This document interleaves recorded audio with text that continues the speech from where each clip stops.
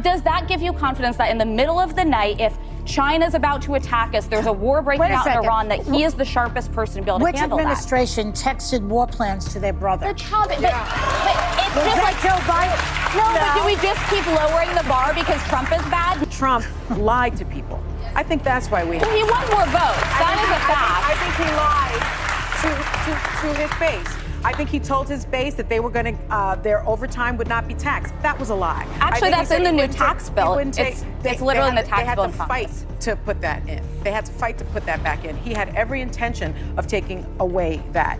That's not true. He ran on no tax on tips, and it's in the tax bill. What happens when the self-declared voices of moral authority suddenly realize they're standing on a foundation of quicksand? You get a televised implosion that no one, not even their most loyal followers, can ignore. And that's exactly what happened on The View, where the queens of daytime drama, Alyssa Farah Griffin and sunnyhostin, turned their table talk into a battleground of betrayal. This wasn't about policies, this wasn't about ideology, this was about power, pride, and panic. On live TV, the cracks in the progressive media fortress burst wide open. Two women who were supposed to be fighting for the same cause started clawing at each other like rivals in a sinking palace. Because let's be honest, when the cameras are rolling and the ratings are slipping, moral conviction takes a backseat to survival. Behind the polished studio lights and self-righteous monologues, there's a war raging within the elite media class. A war between those trying to salvage their credibility and those still drunk on their own self-importance. Some, like Elissa, are starting to admit, maybe we got it wrong. Maybe the people we dismissed had a point. Maybe the echo chamber isn't enlightenment, it's a trap. But others, they refuse to surrender the script. Sunnyhostin, for instance, isn't backing down. She's doubling down. For her, admitting failure is weakness. And when someone inside the bubble starts whispering, hey, maybe the voters aren't crazy, Sunny sees betrayal, not progress. And right there, live on national television, the illusion shattered. It wasn't just awkward, it was historic. Because for the first time, we watched the guardians of progressive narrative lose control of the story in real time. This wasn't about Biden's age or the voters' concerns. This was about a media machine unraveling, betrayed from the inside. You see, the old media class, The View included, built their brand on control. Control of conversation, control of outrage, control of which topics were acceptable and which voices deserved to be erased. But now that grip is slipping, and they're turning on each other to avoid the fall. George Clooney goes on the record to Jake Tapper and says he moved mountains. He flew in from Italy to do this record fundraiser for Joe Biden. Joe Biden didn't recognize George Clooney. One of the most recognizable, one of the most recognizable men on the planet. And now that's not a presidential duty. It's not the job. You don't have to recognize George Clooney. But does that give you confidence that in the middle of the night, if China's about to attack us, there's a war breaking out in Iran, that he is the sharpest person to be able to handle that? And the real kicker, the people watching from home, they're not shocked. They're not confused. They're vindicated because the message that's been ignored for years, listen to the people, is finally forcing its way into the spotlight. And the ones who refuse to hear it are now shouting over each other, desperate to rewrite the ending before it's too late. This isn't just infighting, this is collapse. This is the moment the emperors of daytime discourse realize they're not wearing any clothes, and America just watched the whole thing unfold. Let's pause the noise for a second because what sunnyhostin just dropped wasn't a rebuttal. It was a manifesto, a rant. A desperate attempt to rewrite the script in real time as the progressive ship takes on water fast. And in doing so, she may have handed her critics the biggest gift yet. Instead of confronting the internal collapse, Sunny launched into a breathless tirade that sounded more like a campaign commercial from a collapsing regime than honest reflection.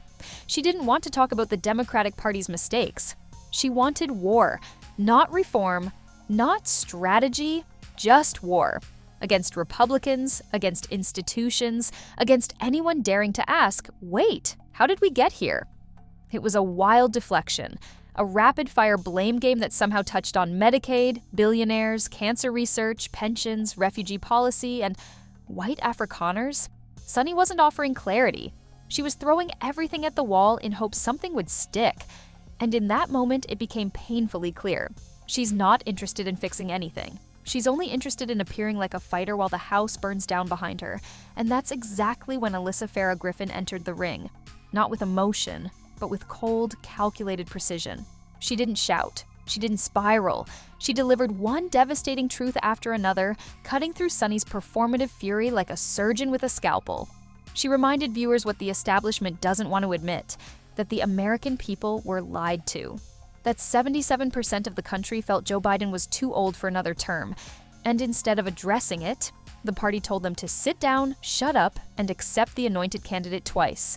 First Biden, then Kamala. No discussion, no debate, just coronation. And when the House of Cards collapsed, no one took ownership. No one said, "We heard you." They simply declared it was time to move on, as if democracy is a conference call where voters only get to listen in on mute. Alyssa's delivery was brutal, not because it was angry, but because it was true. She forced the table to sit in the discomfort. And you could see it. Sunny, shifting uncomfortably, clinging to talking points that no longer landed. When Alyssa called out the party for bypassing a real primary process, Sunny's response, "What's wrong with that?" "Everything, Sunny. Everything's wrong with that. You can't scream about democracy being under attack while defending a backroom power shuffle like it's some noble act of leadership. You can't preach about the rule of law while rubber stamping backdoor deals made in donor rooms." The hypocrisy wasn't just obvious, it was radioactive. And then came the final nail in the coffin. Alyssa dropped the George Clooney moment. Not because Clooney's a hero, but because he's a symbol, a global icon. And Biden, the sitting president, didn't recognize him. That's not a footnote. That's a flashing red light with sirens screaming, "This man is not fit." Because if he can't identify one of the most famous faces on Earth after a massive fundraiser, how is he going to handle a 3 a.m. phone call about nuclear threats or foreign invasions? That wasn't just a gaffe. That was a national security concern. And Elissa made sure it hit like a missile. And just when things couldn't get more unhinged, Joy Behar, the eternal deflector-in-chief, pulled the trump card. Again, like muscle memory, like a safety blanket, as if bringing up Trump magically erases the cognitive failures, the broken trust, and the blatant manipulation voters have endured for years. It was pure panic, a last-ditch attempt to dodge a conversation that had already blown past escape velocity. But this time, it didn't work. Because the American people are no longer hypnotized by the boogeyman tactic. They want accountability, they want clarity. They want leaders who don't need handlers to finish their sentences. And in one segment, Alyssa Farah Griffin delivered what the DNC couldn't: honesty. She didn't sugarcoat it. She didn't shift blame. She said the quiet part out loud, that the party is broken, the voters are exhausted, and the whole damn system needs a reset. But let's be brutally honest for a second. Could anyone really trust Joe Biden to defend America in a war against a global superpower? Be serious. Under his leadership, the world didn't just get more dangerous, it descended into chaos. Russia didn't blink before launching a full-scale invasion of Ukraine. Iran-backed terrorists attacked Israel. And China, buzzing our aircraft, threatening Taiwan, and flexing in the South China Sea like they owned it. Why? Because under Biden, America lost its teeth. The deterrent power we once had, gone. The respect we commanded, evaporated. And what does the left say? At least he's not Trump. Seriously? That's the bar now? Alyssa Farah Griffin exposed that sad double standard loud and clear, and the moment she did, the panel started scrambling. Cue the gaslighting, and at this point, let's just admit it. The ship has sailed. It's out in the ocean somewhere, with Biden tied to the anchor. We ended up with Trump again not because people loved him, but because Democrats completely fumbled the ball. They ignored every warning, dismissed every concern, and handed the GOP a political gift. Now, let's pivot to Signalgate. Yeah, it's bad, and unlike the spin machines on the left, we're not afraid to say it. It shouldn't have happened, and it deserves condemnation. Accountability matters no matter who you vote for. But let's not get it twisted. This wasn't some Trump plot. The error came from Congressman Mike Waltz, not Pete Hegseth, and definitely not Donald Trump. Trying to paint this as a Trump-level scandal is beyond dishonest. It's desperate. But of course, that didn't stop Joy Behar. No, she leapt at the chance to twist a minor mistake into a MAGA meltdown. It's classic. Deflect, distort, distract. Why? Because they can't face the real issue, Biden's unfitness and the Democratic Party's refusal to confront it. Let's stop pretending a procedural lapse is on the same level as 4 years of strategic weakness, global embarrassment, and cognitive decline at the top of the chain of command. There's no comparison. And Joy Behar knows it. Then came the real fireworks. The showdown between Sunny Hostin and Alyssa Farah Griffin. Buckle up. Sunny starts her tired routine again. We have Trump because he lied to people. Blah, blah, blah. Farmers, federal workers, immigrants. They were all lied to, she says. But here's the deal. Trump made promises, and he kept them.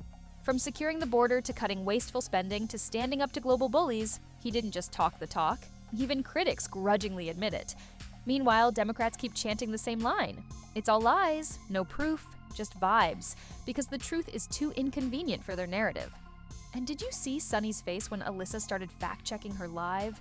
The squirming, the dismissiveness, the smug shrugging, and like Alyssa was reciting a Reddit thread instead of actual facts?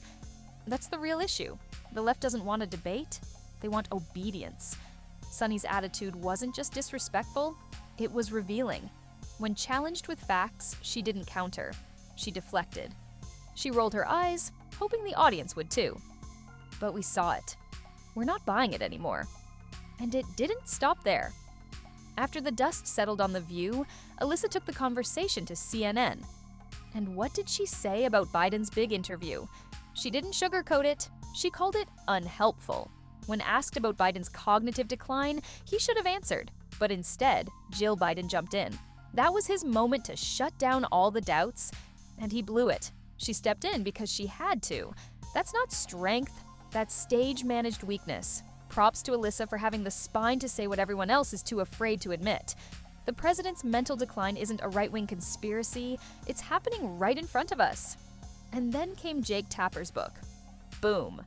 Suddenly, even left-leaning voices were asking the question Democrats didn't want to hear.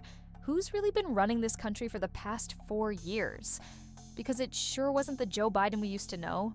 That guy, the moderate centrist Democrat, is gone. Replaced by someone who threw himself behind radical policies, who leaned into gender ideology, who draped the pride flag over the White House like it was the new American standard. You don't just pivot like that unless something deeper is going on. Something voters are starting to see. Alyssa called it out. Sunny deflected. But the audience, they're not asleep anymore. And that's where we'll leave it for today. Thanks for watching. And trust me, the storm isn't over. See you in the next one.